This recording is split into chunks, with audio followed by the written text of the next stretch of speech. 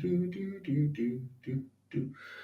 Okay, good evening, good afternoon, good morning, wherever you are joining this conversation from today. I welcome you to another edition in my partnership series. Wow, I'm super excited, and every day I come back, I'm full of life, fresh energy to have conversation. And of course, that's because I know that what I'm currently doing is a seed that is being planted for the African emancipation, the business space within Africa. And I hope that it will make a lot of difference in the business, the relationships, the synergies that you are operating as an entrepreneur. My name is Eitayo Ogunyemi, and once again, thank you for allowing me to take the lead and guide you on this conversation. It's a partnership series. I've told you why I'm excited to have this conversation.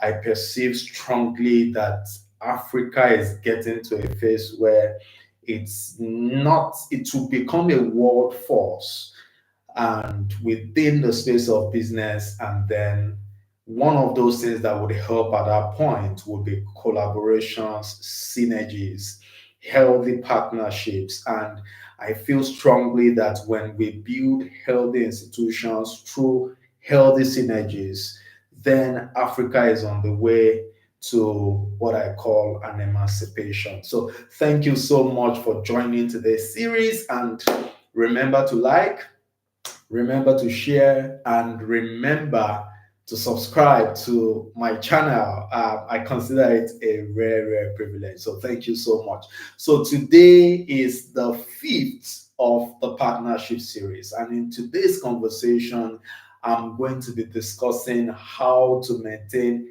healthy boundaries and effective dispute resolution approach in the partnership. I'm putting another way, how to maintain healthy boundaries and effectively resolve disputes among partners. So this is a crucial conversation because, I said during my last session, many partnerships that could have become a point of connection or a point of reference to um, upcoming partnerships are faded off, and they did because the relationship was not properly managed. And so you may want to start by checking what I did, the conversation I had last week, where I talked about effective communication within the partnership. Is something that I believe would help a lot because, from my experience over the years, I found that many entrepreneurs that are partners or into partnership, they do not survive the partnership because of communication gap in most cases. And so it's just one of those things, and I'm not going to be emphasizing on that in today's conversation. I just need you to, revisit that conversation, and then I'm sure that it will make a lot of difference in what you are building. So today I would like to start with a story. It's a story from a book that I read many years ago, and that book still resonates. That book has become like the what I look at as, this is the very reason I am a lawyer. This is the reason I studied law. This is the reason, and this is what law is all about. Law is about relationships, no doubt. And that's the summary of that book and that story. Now, this book is titled Robinson Crusoe, written by Daniel Defoe. In that book, a man found himself on an island. He, was lost in shipwreck and then found himself on an island. And upon getting to the island, he found he was all alone, no other person, just him and him by himself. So he decided to build things around himself. Only him could decide when he wakes up in the morning, when he goes to bed, what he eats, what he doesn't eat. And definitely that was because he found himself all alone on that island. But all of a sudden, someone else came along. He found another person on the same island. And upon finding this person, he decided to name the person Man Friday. Now, Man Friday became the second person on that island. And because of that process, there was a need to then set boundaries. There was a need to set, rules, do's, don'ts, regulations to guide the synergy, to guide the relationship. And where am I going to with this story? In partnership, as it is in any other relationship, there is always a need to create boundaries before you can even talk about maintaining those boundaries. And those things are there because we are human, and secondly, because there is a synergy when relationship with people. And this in itself is the reason disputes are bound to happen. Look, anyone that tells you that successful partnerships do not go through period or processes, situations where there is a struggle or a friction among the partners, they are not telling you the full truth. From my years of experience, I've found that the best relationships, the best partners, are partners that are frank with themselves and at the same time are open enough to address issues and make sure that conversations are built around those issues. And so, when it comes to addressing conflict, they do not look to the person, rather, they look to the issues. In one of those conversations I had earlier, I shared the example of one of the figures in the United States and how he emphasized that parties should be built around ideologies, but nothing about personal conflict or issues against private or personal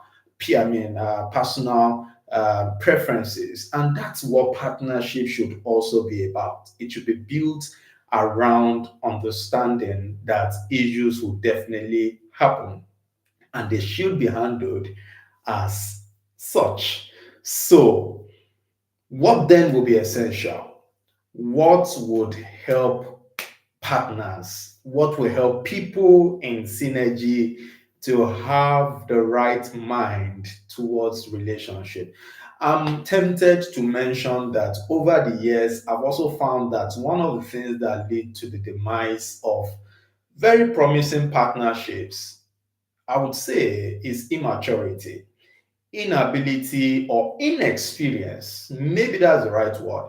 The inexperience of certain people, not necessarily by virtue of their the natural age, but also by virtue of the fact that they've really never been in relationship where it's all about business and understanding of those business.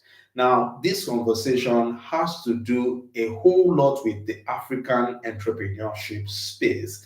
And so it's easy for me to then begin to make reference to some of those areas where over the years I've seen us miss the point as African entrepreneurs. And the point I'm making is that over the years, I found that one of the challenges we have as African entrepreneur is in the fact that we miss and mix things up. So you find that at the start of an idea, two or more people can come together and then talk to themselves about what they want to achieve. But when they do that out of the sentiments of this is my friend, I respect him and I respect her so much. The sentiment of this is my brethren, this is my sister, this is my brother, I respect this person so much. But when the baby comes out as a business and the baby looks beautiful, everybody wants to lay claim, everybody wants to have ownership, everybody wants to emphatically say that, look, this baby needs to bear my surname. I was there and we gave birth to the baby together. But the question you should ask is, while that baby was still within the womb in the process of formation, did the partners take their time to define the relationship? And I think this is one of the areas where we are missing it as African entrepreneurs. We have a communal system of living that has trained us not to go too contractual and which other people will say too formal in relationships. But formality does not necessarily mean being legalistic. Actually, formality and being legalistic are two different things. Being legalistic in itself is not a wrong thing in the first place. In essence, the best of relationships are relationships where there is the mutual trust and respect. There is that understanding that the person is different from the brand to be created, and that when everybody takes off their garments as stakeholders in the brand, we can all meet at home and resume our position as brothers and sisters. We can all meet at home and resume our positions as friends. But when we come to the round table of the business, we come together as stakeholders in the business and we treat and take the role that we perform and the position we occupy as something that is, a sanctity, as something that is very, very serious and not something that we can take with levity. And if we get it right on that, we will be having more healthy businesses.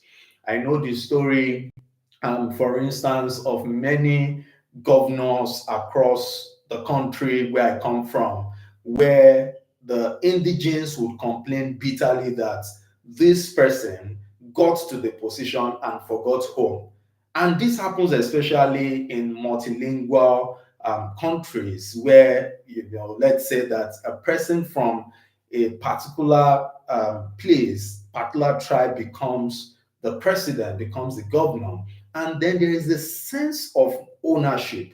There's a sense of this is my thing among the people that are the tribesmen of that person, such that when the person is not performing to their expectation, when they're unable to dictate to that person, or when the person looks as if he or she is not bringing contracts and doing things within his or her word, that person is tagged a bastard. But that shouldn't be the case in business. Healthy businesses must be built around understanding when the garment of the business is worn as different from when you are outside of the business. And this is how you can build a healthy business. Now, we've said a whole lot, but let me capture it in certain way as we try to, come to the end of this conversation.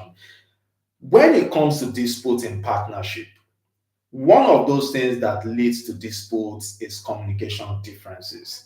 So I've seen entrepreneurs, for instance, very excited to do business together, very energetic, but their communication is just the problem.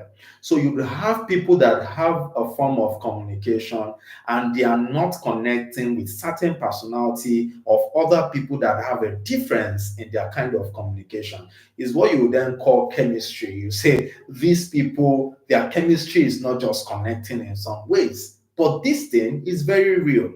And this is why my proposition is very crucial. It's important to graduate relationships from the very small things of life to the more advanced things of life. Start from friendship, move on to courtship. Move on to dating, build it up to courtship, and then as you guys connect, it becomes easier to know, is this relationship something that there's a chemistry, where there is an understanding, and you guys are able to speak the same language and connect on that level. This is one of those things that will help you over the years to build a healthy relationship.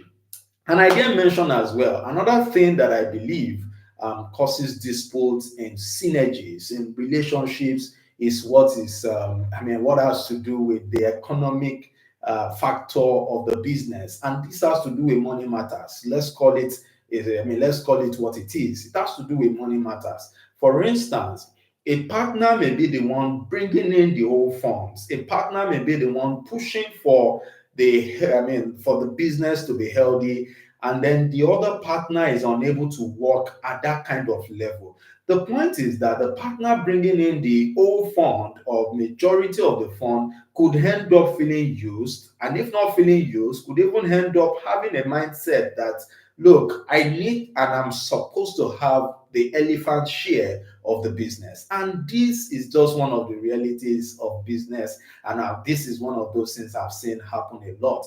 I've seen situations where somebody that has the idea, everything, they know how, just needed a fund and then sold the business for too cheap, got somebody to pay him certain money, and then he kept resuming at the job, kept moving on with the job, and then the business started growing. And at that point, he thought to himself that, look, he just sold his birthright and he sold for too cheap. And before you know it, this is just one of those things that kill relationships. So you have to be strategic. You have to understand the valuation of what you are bringing on board and what other people are bringing on board. When a partner gets to the phase where that partner no longer has a sense of ownership within the business, then there is an element, or that might just be the very beginning of that business crashing, and that might be the end of that business as well. So it's very crucial that at every junction of that business, you have that mindset, you have that understanding, you have that awareness that you need to put certain stop gaps in place so that it doesn't get to a phase where it's too late and then the business will be the one to suffer for it. It's just like you're driving and then you see a hazard ahead of you. If you do not take your time to address the hazard, it might be too late, at which point there could be a collision. So you do not want to get to that phase where it's too late to take steps. The best time to address any situation, in essence, is now. And that should be your mindset. And again, please check my series, the last one I did on communication, as I know that is going to help you if you are in that situation where you need to address issues for the sake of the partnership and the sake and the health of that business that you are building. And then the next point is control.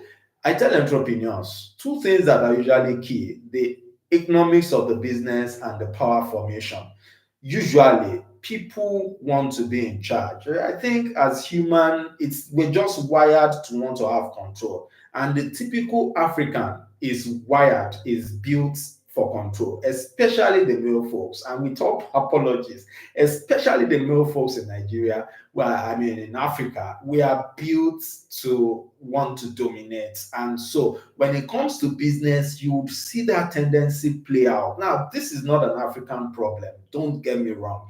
After all, if you found, you followed the story, for instance, of Facebook and the initial partnership between Mark Zuckerberg and Eduardo, you'd find that something similar happened between them because they were co-founders initially, but then there was a fallout over the issue of control of the business and the dilution of Eduardo's stake in that company. And today, that partnership is no longer there. So, power tussle is one of the key issues that lead to partnership dissolution. So, it's very crucial for you to also get into that space where you address this. Take it as a hazard that might happen.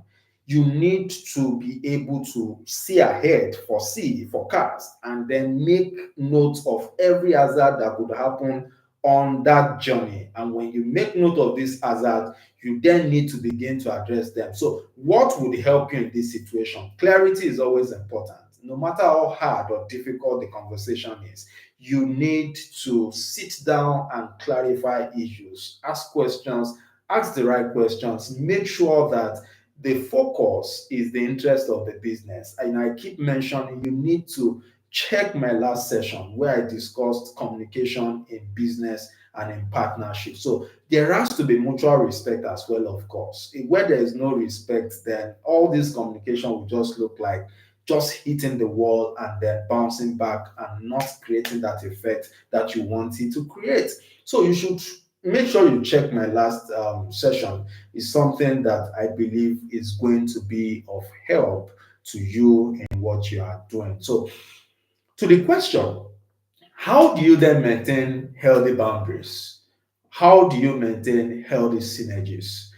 I would tell you another story. So, when I was having my driving lessons, since I've used hazard conversation on this, so let me make it something around what is relatable. When I was having my driving lessons, and my instructor at some point told me that I crossed the line to the other side when I hope not to have crossed that line. It dawned on me that even in partnership, this is the same thing that happens.